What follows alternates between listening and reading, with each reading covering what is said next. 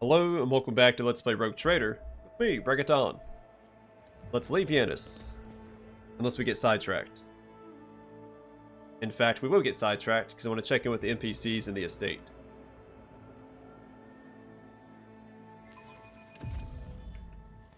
Keep your wits about you.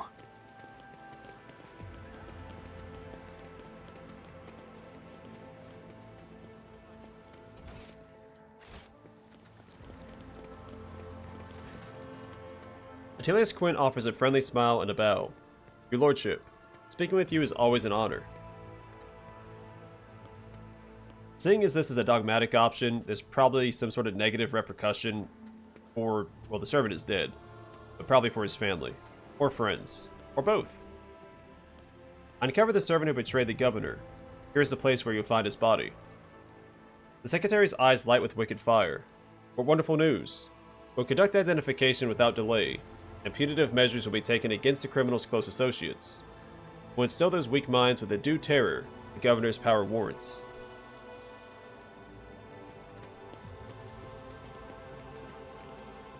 Let us not dawdle.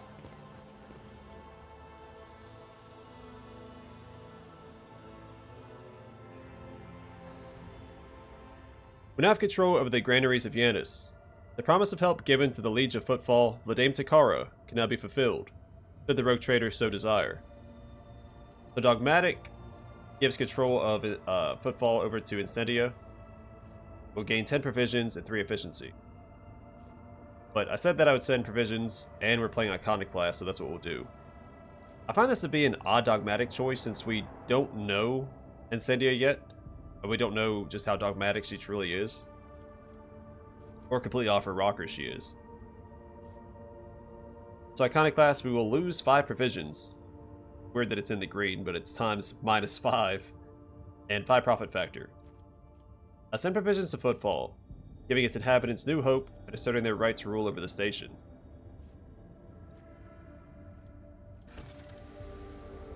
The inhabitants of Footfall Station will praise the rogue trader who spared them the painful choice between starvation and succumbing to the reign of Incendia Chorda. Welcome the new rogue trader. The Adeptus Mechanicus' planetary office brought to the ship an offering of several versatile macro combines, ancient machines whose carcasses have been found on Janus and carefully restored. The Sacred Steel Titans will serve the Von Valancius dynasty. Alright, Chem Princes.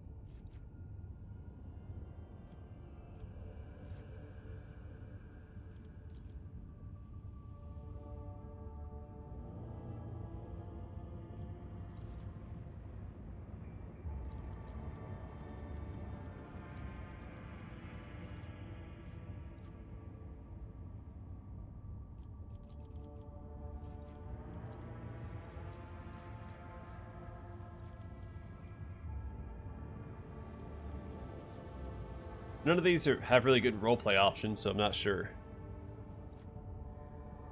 I guess we'll just do Sophocracy. Janus is ailing, and who better to cure it than the sage janitors of the Magus biologists?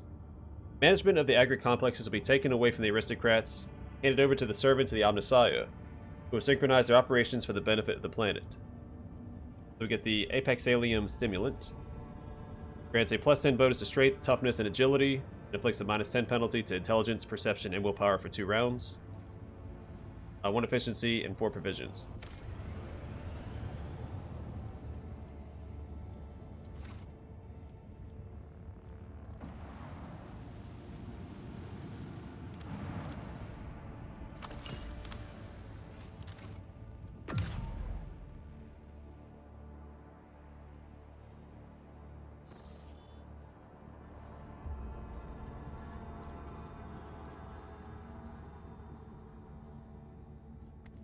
Alright, speak to Yrliet.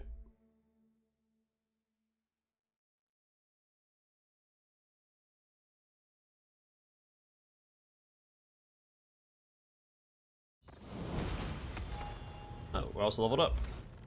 Fantastic. Do that first. So we have, Law and Order.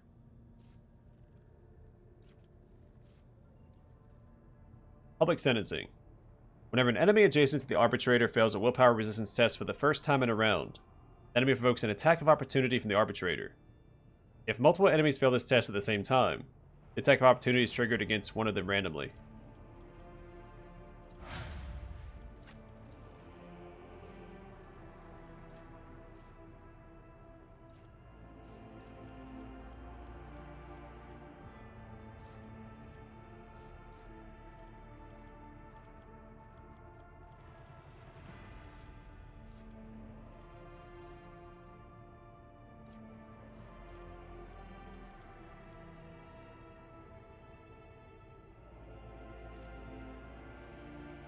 It will not die. Increases wounds by half the character's level rounded up. That'll be good because he is fairly squishy.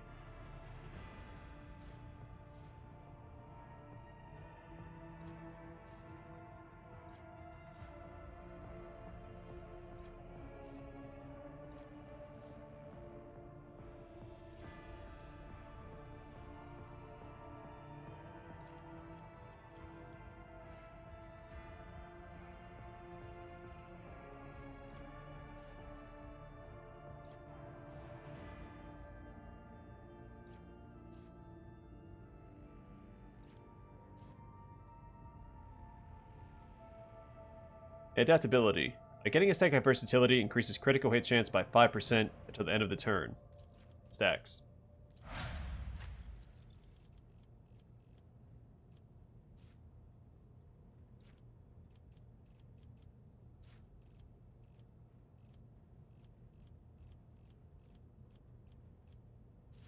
Probably just do characteristic training, weapon skill.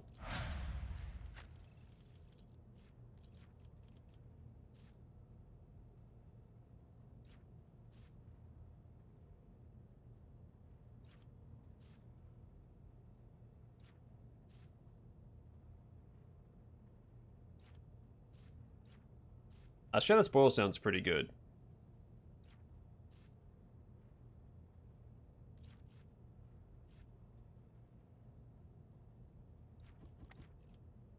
Whenever an ally kills prey, the bounty hunter gains half of the bonuses granted by hunt down the prey. So regardless of getting bonuses, I don't have to focus on who gets to kill as much. Not that I was before anyway.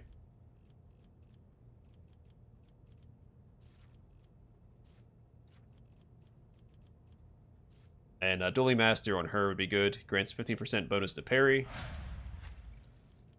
Adira.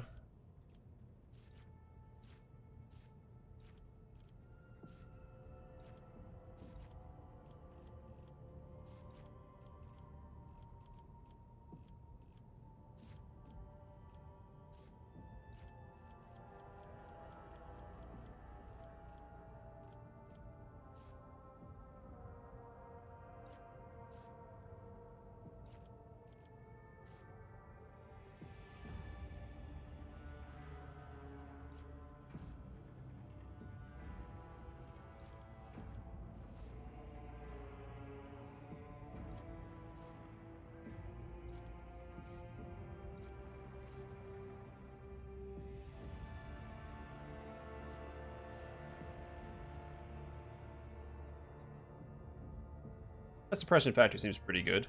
Enemies in a 3-cell radius around the familiar suffer a -5 penalty to characteristics considered to be the familiar's key characteristics. That, well...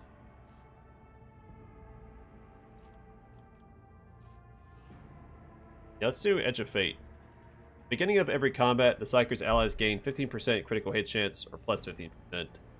First critical hit removes the effect. Kind of weird, but later on, a lot of the combat encounters are resolved in one turn, so that's actually pretty good. God of Souls. The Navigator starts all turns, including extra turns, with 3 additional movement points. The first ally targeted by the Navigator with a single target ability each turn gains the same amount of additional movement points at the start of their next turn. Again, I'm going to grab all Navigator talents, so it doesn't really matter.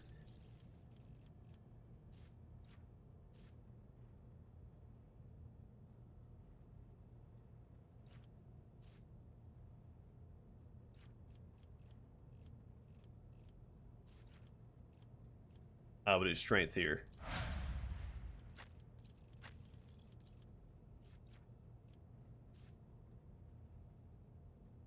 Renaissance Beacon. Each stack of unyielding beacon additionally increases armor and parry by 1%. Sure. Alright, speak to Yrliet. Then take a bath. Everything stands out from her surroundings like a Janusian jungle tree in a garden of manicured topiary.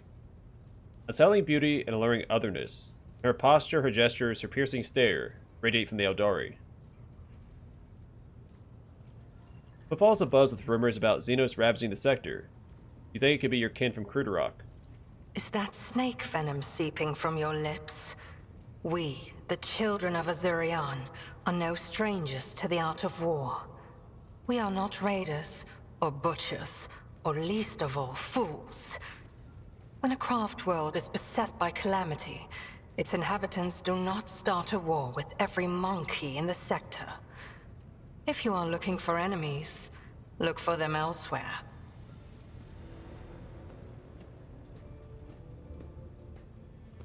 What happened to your homeworld? It is a mystery as inscrutable as the sigh of the last immortal, as deep as the waters of a dark ocean. And I can tell you little, for I was far away, on a mission with my unit.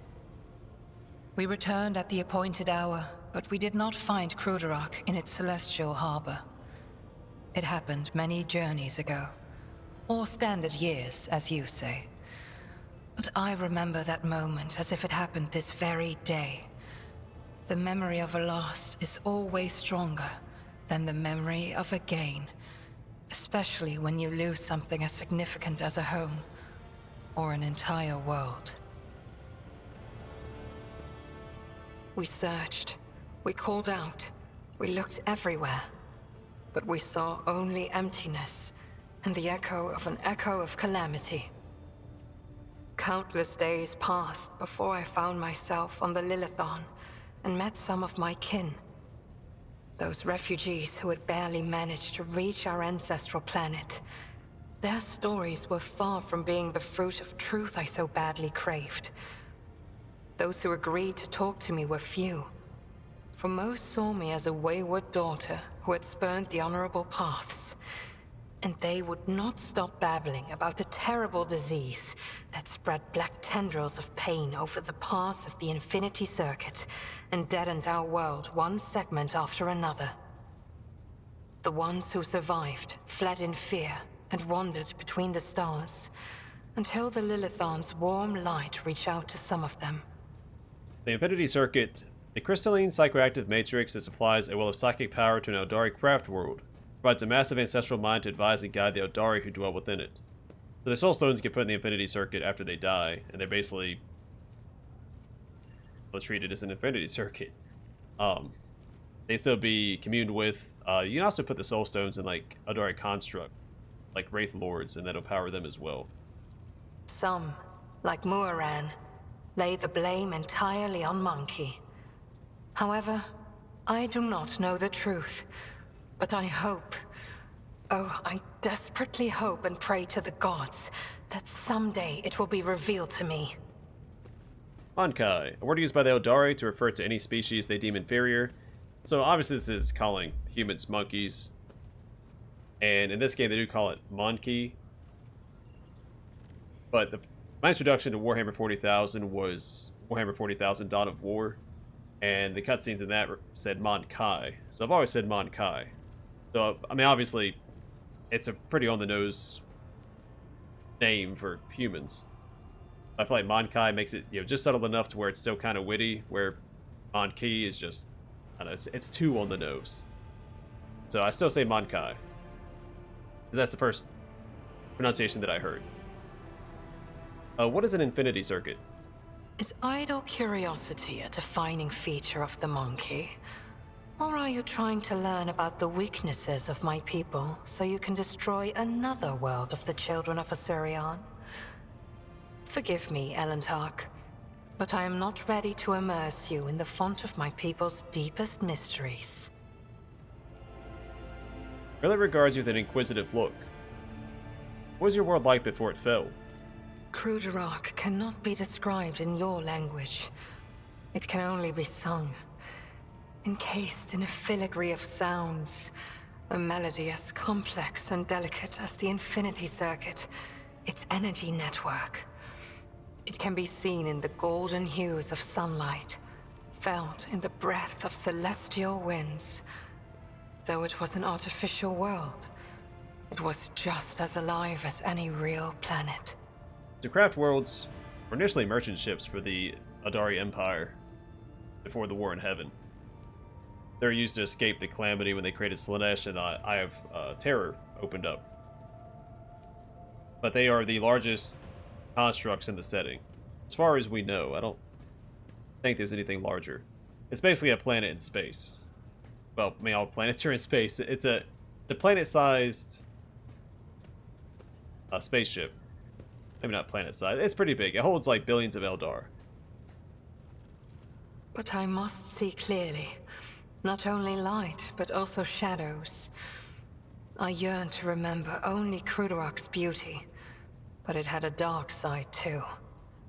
My world was isolated for too long. Like a lake of stagnant water, there was no movement or renewal, and even the sweetest outbursts of life soon turned fetid. Who knows? Who knows? Had there been no stagnation, had our elders not been so blind in their dogmatism and our youths not lacking in courage, then perhaps Krudarok would still be alive even now? Yrliet sighs heavily. How do your craft worlds even work? Is idle curiosity a defining feature of the monkey?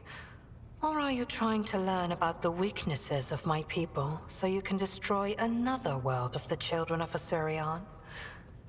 Forgive me, Elentark, but I am not ready to immerse you in the font of my people's deepest mysteries. Alright, we read that before. What can you tell me about the history of the Eldari? I am afraid your life is too fleeting, and your memory too feeble to encompass the entirety of my knowledge. My people ruled the stars when yours did not even have a name. But many of our songs and stories were lost, stolen by she who thirsts. I can tell you the children of Asuryan lived, created, caressed the stars as if they were pearls on a string, until Cylon Thresh smothered our empire in her terrifying embrace. So she who thirsts is Slaanesh, the Eldari term for the Chaos God Slaanesh, meaning she who thirsts. Oh, that's funny because I'm holding it over she who thirsts. Yeah, the Eldar created Slaanesh, which led to the destruction of their empire. And the Children of Surian, a branch of the Eldari race that inhabits planetoid-sized vessels known as craft worlds. You also have the Drukhari, which we'll meet later. And then, I'm drawing a blank. You have the other, well, you have the Corsairs, which are Eldar pirates. And then you have the ones that live on the planets. They ride dinosaurs. Drawing a blank. They're basically the Wood Elf version. So you basically have the High Elves, the Eldari, the Dark Elves, the Drukhari, the Wood Elves, the, can't remember their name right now. Then the pirate faction. Different branches of the Eldari chose different paths to salvation. My ancestors chose an eternal journey through the starry void, living on craft worlds instead of real planets. We rescued countless wonders from the days before, but far from all. You saw this on the Lilithon.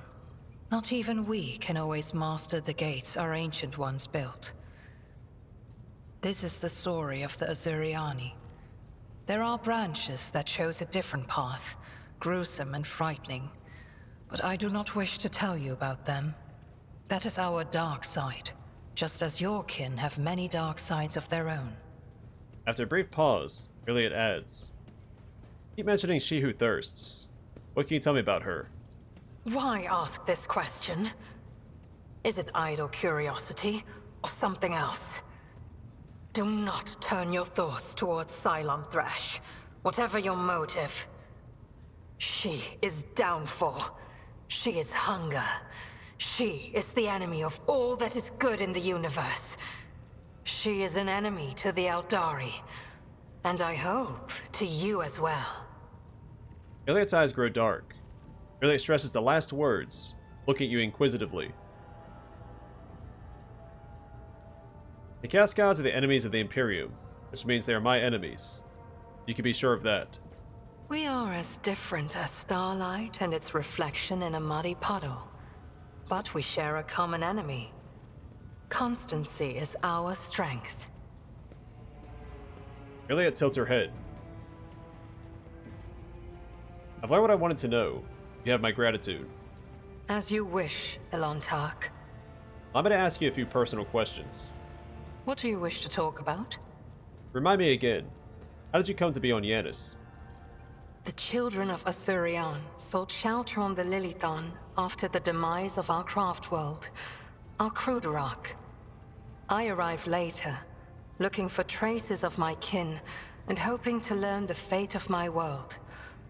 They witnessed the baneful ignorance of your breed and began to weave a web of their own intrigues in which I played the role of Vistenza Viat's aide. And then you appeared. Tell me about yourself. Who were you before you came to Janus? I followed my path. Do you know what a path is to the children of Asurion? It is more than a chosen, what do you call it, craft. The path is how each of us moves through the labyrinth of existence, inside and out, in life and in spirit. It is both a journey and a fortress. It protects us from she who thirsts. To stray from the path is to fall into her dark embrace. Yrliet almost chants, each word full of sacred meaning. The first path I walked was the path of awakening. It granted me the ability not merely to look, but to see, and to take notice of what I saw. My second path could have been that of a warrior, but I chose differently. For the ability to see called me beyond the boundaries of my homeworld. Though not everyone was pleased by this decision, I stepped onto the path of the outcast. I gained the freedom to choose, to question, to doubt where the others merely bow before the wisdom of a farseer who dictates the will of destiny. And I will follow my path until I reach its pinnacle. She pauses. What is it like for you being on my ship? It feels like I am in the belly of a bird with steel wings. Cold and unliving, but stubbornly blazing through the dark. It lacks life with its light and beauty, but although your vessel cannot even remotely be compared to a craft world, I feel strangely satisfied. We, the Asuriani, are born and dwell on craft worlds. To find myself on a moving world again, even one such as yours, is a source of much joy. I thank you for your answers. The words of truth sound like music. This is what our people say. Tell me about your kin and your homeworld. I refuse to discuss this with a monkey. We are but traveling companions who happen to be following the same road among the stars. Do not even try to get under my skin. It will not work. Yrliet interrupts you with a swift gesture. My son worthy of discussing your world and your kin. Yrliet nods curtly, saying nothing. What do you think is happening on Janus right now? The Lilithon is purifying herself of the corruption brought by the servants of Cylon Thrash. Gardens and birds, animals and people. Many are gone forever, and even more are corrupted beyond healing. But the Lilithon is stronger. This world will live. My kin are probably still looking for a means to enter the webway. May the Lilithon spirit aid them in this endeavor. Beyond the gate lies salvation, and perhaps even knowledge about the fate of Kruderach and the remaining survivors.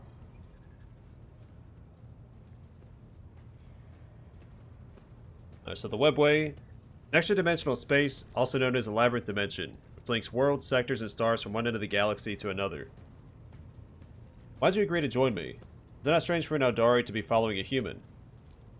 The outcasts my path led me to had a saying. Let me translate it for you. If you fall off a cliff, grab the roots and do not ask if they belong to a weed or a noble rosebush. You are the root I grabbed, Ilantak, because I fell off a cliff. My homeworld is gone. My kin are either dead or hiding no one knows where.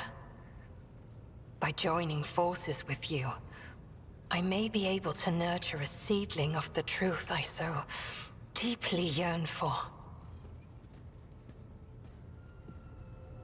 For a second, Yrliet's expression changes.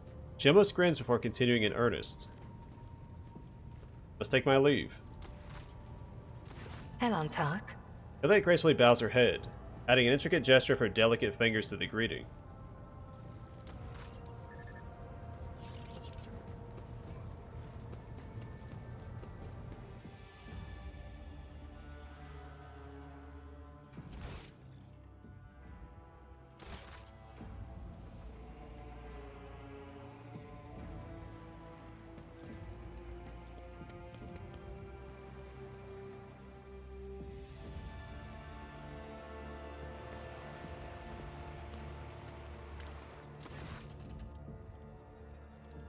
Alright, Yrliet. Janus will keep me entertained. At once.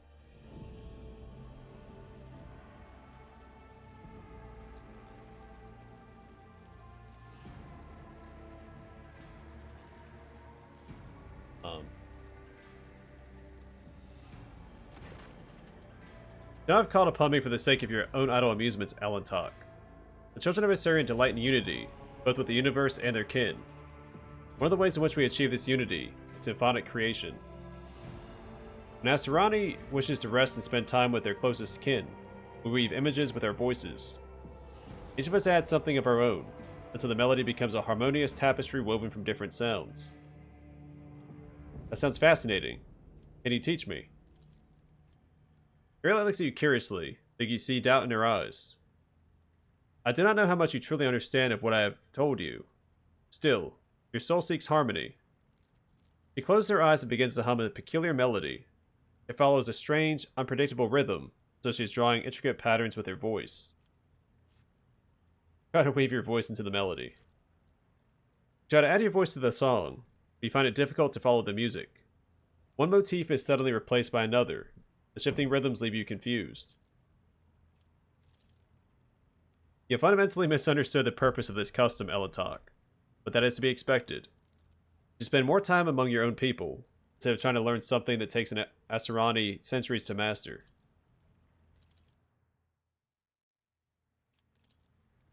Oh, we tried. That's all that matters, right?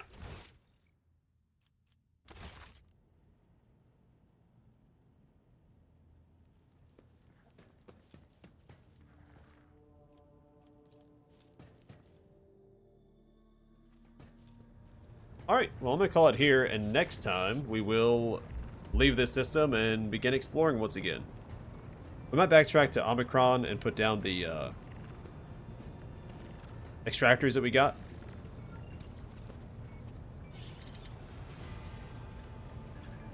I think Palladium Stellos also had some, but either way, we'll deal with that next time. For now, thanks for watching. Hope to see you guys in the next one.